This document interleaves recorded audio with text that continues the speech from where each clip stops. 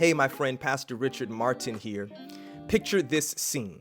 You've just arrived home from a long day of work only to find that your family pet has made a mess in the living room and you still have not yet figured out what you're going to make for dinner for your family to eat. On top of that, after everyone eats, you still have more work to get done while you're giving thought to all of the mounting list of things to do that you have to do this night alone. Your spouse comes in, and by the look on their face, they've had one of those days too. You can tell that you're stressed and they're stressed too. And this does not make the best of circumstances for a healthy conversation. And when we are stressed, my friends, sometimes we do not communicate with one another in the best of ways, do we? There are 4 mistakes that we make in communication when we're stressed. Number 1, our tone and our body language. Sometimes we lose control of it, don't we? Let's go ahead and be honest. Have you ever used a tone of voice that after you used it, you said that probably wasn't the best way to communicate what I was trying to say? Or maybe your body language did more talking than your actual mouth.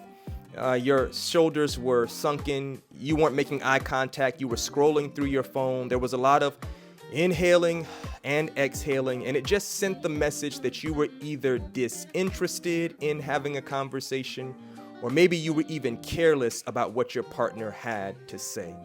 That's one mistake that we can make when we're trying to communicate under a lot of stress. Our tone and our body language is just out of control.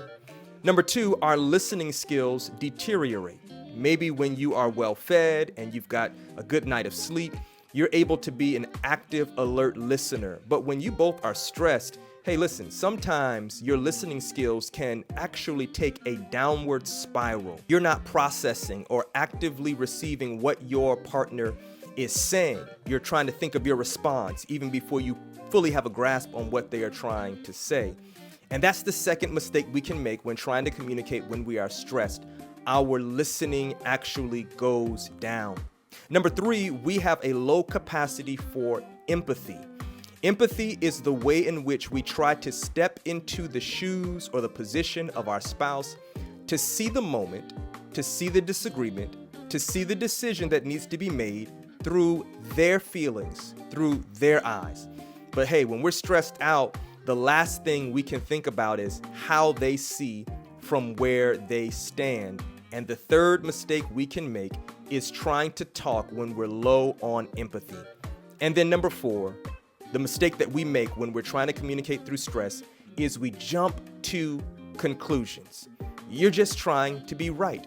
You never want to see things my way. You always do this. Jumping to conclusions often leads us to jump off a cliff communication-wise, and that's never a safe thing to do. So what do you do if you found yourself doing one or all of these things, losing control of your tone or your body language? You are low on empathy, your listening is deteriorating, and you're jumping to conclusions. I want you to know that there's a step that you and your spouse can take to actually approach those moments with greater success and preservation for your relationship. Number 1, you want to acknowledge, I'm stressed.